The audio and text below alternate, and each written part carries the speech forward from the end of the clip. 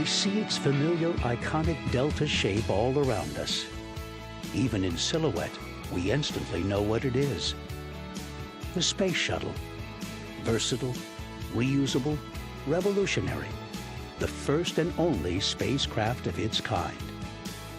For 30 years, the shuttle is known for stunning achievements, heartbreaking tragedies, and ultimately triumph in the human will to explore, work, and live in space.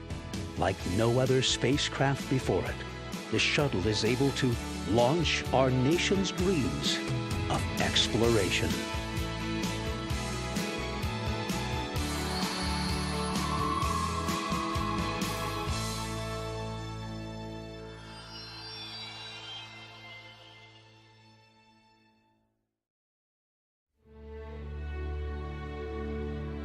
For 30 years, the shuttle has risen into the sky. As spectacular and familiar as a sunrise, its achievements can be taken for granted. With every liftoff of the dreams of exploration, and for the people who work on the shuttle, the pride of accomplishment. What does it take to get a shuttle to fly? For 3 decades, shuttle launches involved the entire nation, with parts coming from more than 37 states around the country. Not a product of NASA, but a product of America, with human hands putting loving care into each and every component. Well, getting a shuttle ready to fly is a tremendous effort by thousands and thousands and thousands of people. The external tank arrives by barge at the turn basin. So that comes on a barge from Louisiana.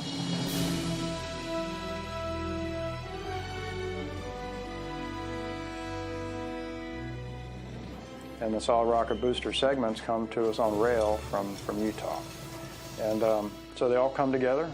We stack the boosters, then we attach the external tank, and then the orbiter gets attached to the tank, and we roll out. A shuttle launch, it's the icing on the cake for all the work that they've done. The launch team includes folks that worked on the hardware or the software months before in a building that in the middle of the night that may not have any windows in it. They know that you don't have to have a highly visible job to be important in this business.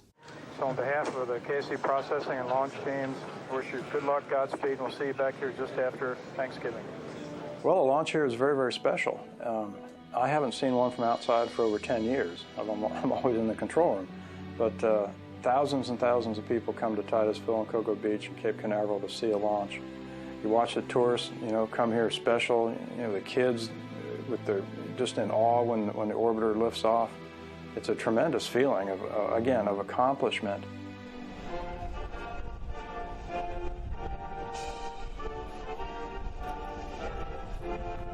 And to think that we're doing it on behalf of the country and now with the International Space Station on behalf of all the international partners, it's a tremendous feeling. Only ice you'll ever get in Florida. Shuttle launch is quite an experience. You need to wake up, put on your fancy clothes. You have a breakfast together before you put the fancy clothes on because you don't want to get them dirty. So you have your breakfast and you put your fancy clothes on and everything, put on your spacesuit, and you walk out into the Astro van. They drive you out there and you get in the launch bed.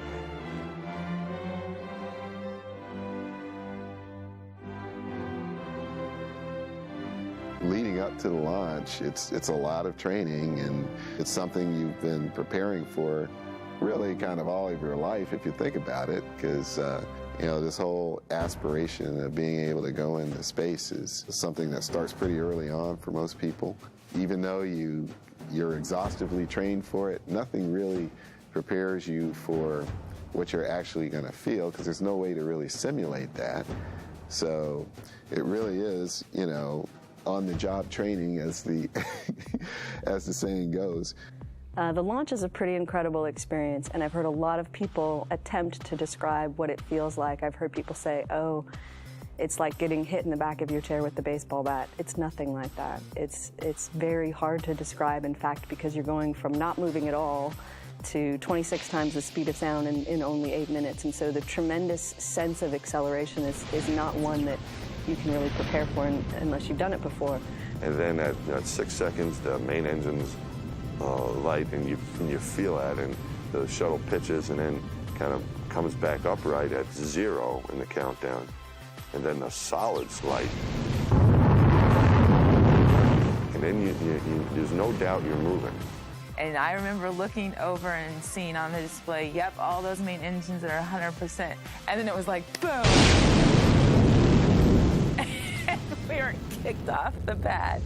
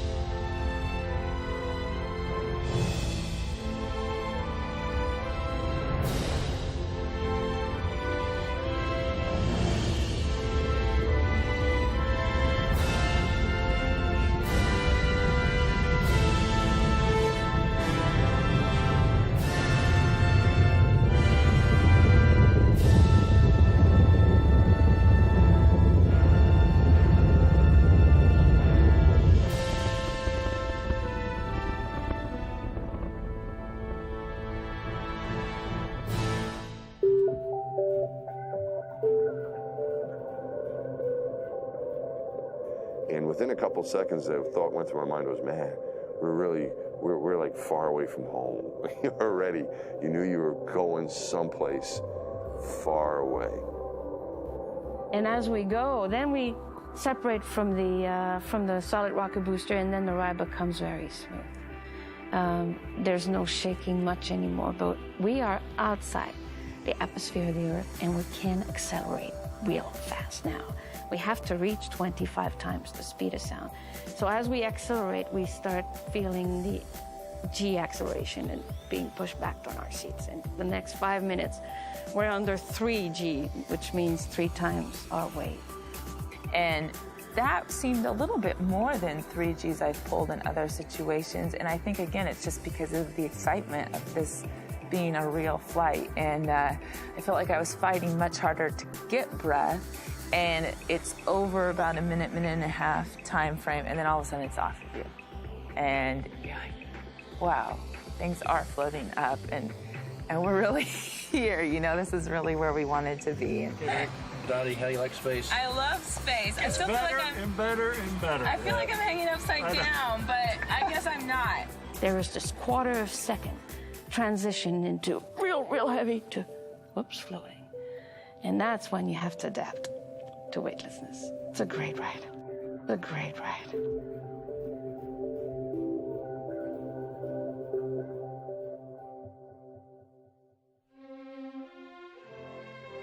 Before the space shuttle, spacecraft like this Apollo capsule are built for no more than 3 astronauts. Landing in the ocean and recovered by aircraft carriers, the space capsule and the 360-foot rocket that launched it are never used again.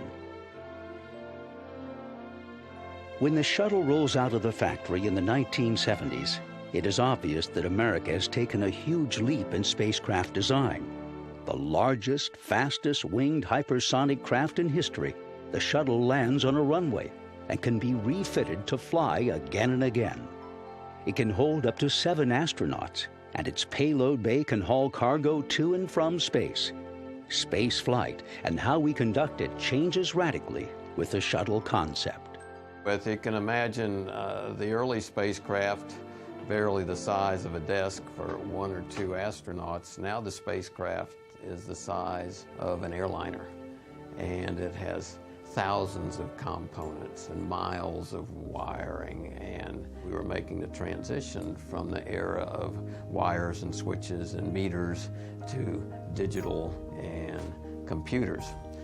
The shuttle's flexible design means it can carry out a variety of missions not possible before, including scientific and astronomical missions. NASA needs a new breed of astronauts, not just flyers, but scientists, engineers, doctors, and other disciplines. A whole new world of opportunity opens up for astronaut candidates who may not have applied to NASA before the shuttle. In addition, a space program actively recruits women and minority astronauts for the first time.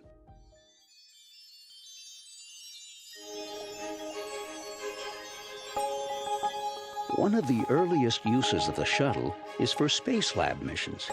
For the first time, an entire laboratory, the size of a school bus, can be hauled into space in the shuttle payload bay and returned to Earth. Built by the European Space Agency, Space Lab is a prime example of early international cooperation in space. The shuttle missions allow scientists and researchers from around the globe to participate in the high-flying experiments. But why conduct science in space? By going into space, it allows us to be able to study everything that we can think of without the presence of gravity. And if you think about it, everything that we've done in the laboratories here on Earth, all the science that we have had the presence of gravity. And so this is a very, very unique opportunity that we have so we can find out just how gravity affects all different kinds of systems. Shuttle science missions also study the Earth itself, aiming instruments located in the shuttle payload bay to monitor the Earth's ozone layer. The shuttle also launches satellites to further observe the Earth's atmosphere. Over time, the data gives researchers important information about our changing planet. The shuttle also orbits the Earth with a series of radar mapping missions, allowing us to view the features of our world with a new level of detail. Shuttle missions also allow students to participate in science. 2 programs, KidSat and EarthCam, allow students to make Earth observations using a remote-controlled camera on the shuttle. For the first time, students take an active role in a space mission. My name is Ebony Miranda. We want to know if you can start the car on top of the track. Okay, let's try the top. Astronauts also take advantage of space to partake in educational events with students from around the world. In the microgravity of space, experiments are filmed and distributed to schools for further learning opportunities. The shuttle is not only a science vessel. Commercial clients from around the world take advantage of the shuttle's capability to carry satellites into space. Yes, it proves the physics of frisbees works up here as well as it does on the ground. Space hardware of all shapes and sizes launches from the shuttle payload bay. And you'd point the orbiter in the right direction and spin these babies up and eject them out, and then about half a rev later, those motors would burn, and the thing was pointed in the right direction to take it on its way to the final orbit. A great capability that the orbiter provided. Before the shuttle, if a satellite malfunctioned in space, it became multi-million-dollar space junk. The shuttle gives ailing satellites a second chance, offering rescue and repair missions. All got a good grip? Yes, sir. Houston, I think we got a satellite. The shuttle scenario of having people and a work platform in space benefits all types of space hardware. But one repair job stands out above the rest: a space telescope named Hubble. Launched in 1990, Hubble is to float high above the haze of Earth's atmosphere, free to view the cosmos with unprecedented clarity. But when scientists get the first pictures back, the results are less than spectacular. Hubble has a flaw in its primary mirror, resulting in fuzzy imagery. NASA mounts a repair mission to try and salvage the telescope. Using the shuttle payload bay as a work platform, astronauts conduct a series of spacewalks to fix the telescope.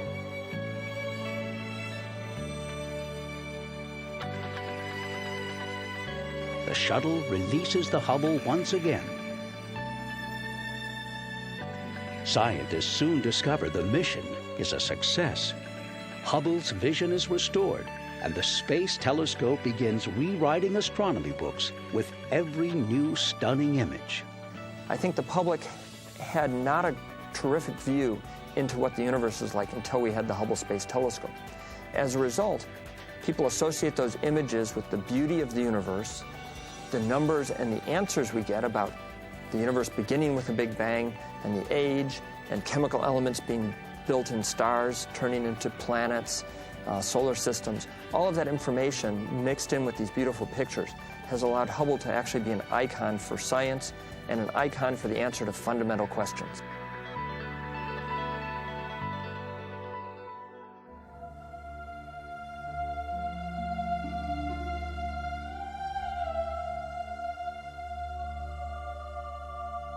In 30 years of flying in the treacherous environment of space, the shuttle is not without tragedy. The loss of 2 space shuttles, Challenger in 1986 and Columbia in 2003, claims the lives of 14 astronauts. The nation mourns the crews as friends, neighbors, colleagues, and as the heroes they are. For some, the tragic events are a source of inspiration. When I was in high school, I was probably in the 10th grade, I think, when we had the Challenger accident. And that was sort of the first thing from the space program that really sort of made it onto my radar screen as a big event. And it seems like a strange thing to say, well, that inspired me.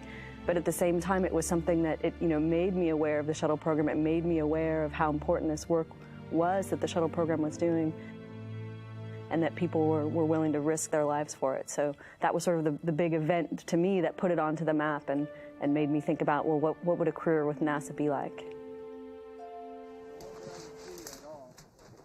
For Columbia, which was lost in its return to Earth, the public becomes directly involved with the recovery of the spacecraft. Recovery teams, many of them volunteers, diligently search for debris, hoping to help NASA discover how the accident happened. The public outpouring of grief was matched only by the drive to continue. NASA and the nation were determined to make the shuttle better and safer, and to persist. The shuttle was grounded for years following each accident. As it rose again each time, the pride in America and its space program was palpable. You know, you hear in tragedies that they say, well, they died doing what they loved to do, and they would have wanted us to carry on. And that is absolutely 100% true in the Columbia case. I know every one of those astronauts personally, and I know each one of them would have been extremely disappointed had the program ended because of that tragedy. They truly, truly believed in what they did. They gave their lives for what they did, what they believed in. So we had to find the problem, fix it, and fly again. And on launch day, we were doing just that. It's what we do. We are launching America's space shuttle for the good of the country and the good of the world. It's what we do. We have to do this. A lot of thoughts back to Rick and his crew. But it was also looking forward.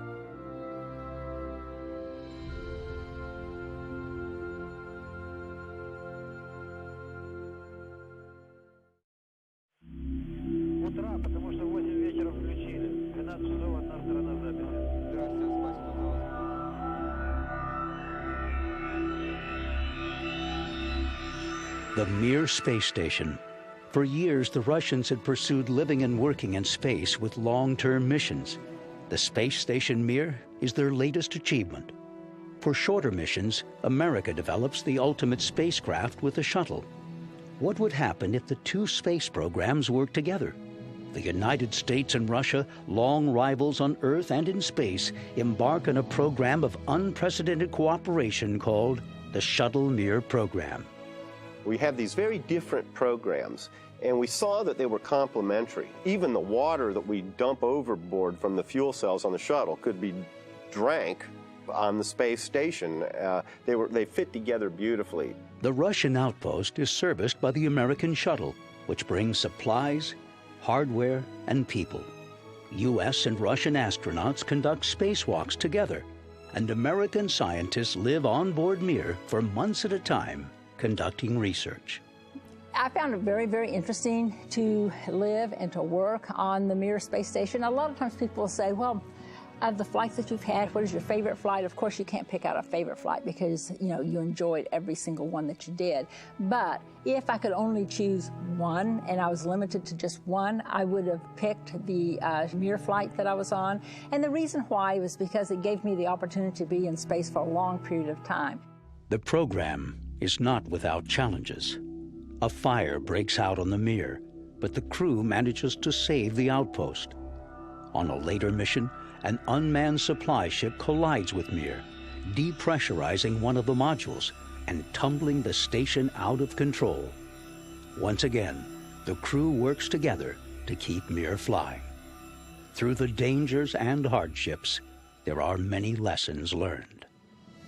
Perhaps the most important element of that program, beyond the physical engineering accomplishment, which was substantial, was, I'll say it in Russian first, Взаимного доверия и уважения, the mutual trust and respect. It turns out that these complex programs that we undertake, you can't put them in place by signing a law or a bill and saying it will be done. That doesn't make it happen. It happens one-on-one, person to person, with mutual trust and respect. That's what we achieved in the Mir program, along with the very products and engineering achievements.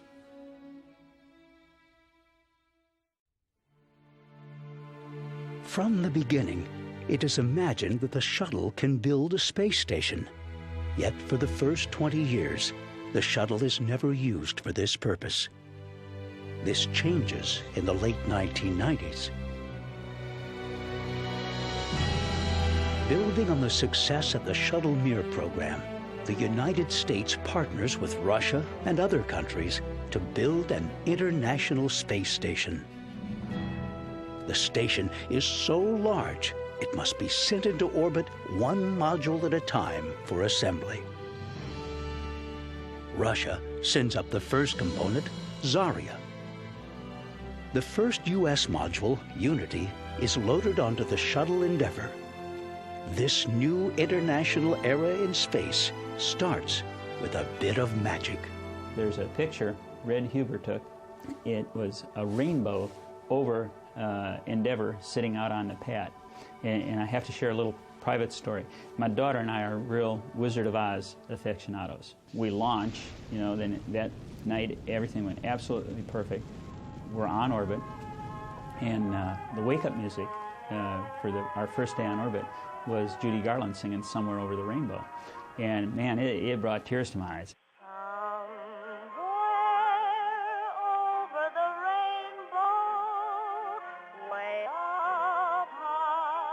And I always tell folks, somewhere over the rainbow, dreams come true, because we launched over that rainbow that night, and that was a dream flight, and everything went absolutely perfect.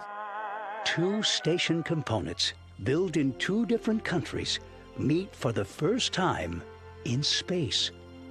The shuttle robot arm does the heavy lifting, and a series of spacewalks finishes the job of connecting them together.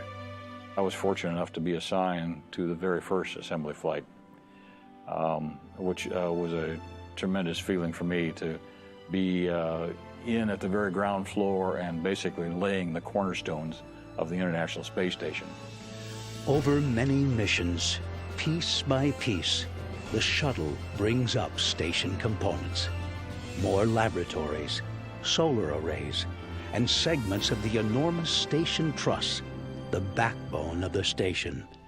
The station becomes the largest spacecraft ever built.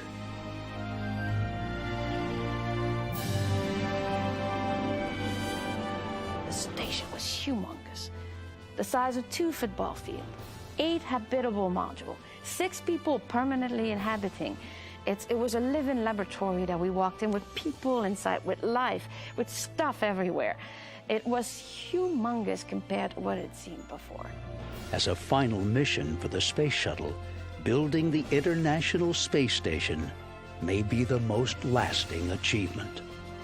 So the space station would never have been possible without the space shuttle. It's a phenomenal accomplishment when you consider not just the engineering of it. I mean, here's hardware from around the world that comes together in space, is put together and works for the first time.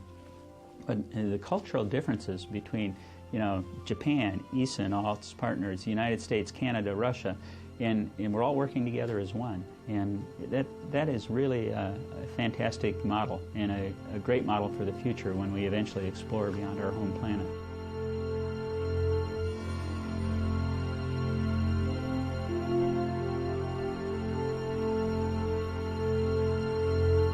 For the thousands coming to view the launch, the troubles began early this morning. The roads leading to the Space Center were jammed hours before the scheduled liftoff. These people were here because they believe in the shuttle, and they wanted to show it. History's being made. I want to be right there. Right. Well, it's being made. Well, I'd like to be an astronaut, but it takes a lot of courage, and I'd be scared to go up there right now. I've seen more launches than anybody else here, and everyone is just as exciting, but this means more to me than any other, I think. What does it mean to me? A whole opening up of a new world.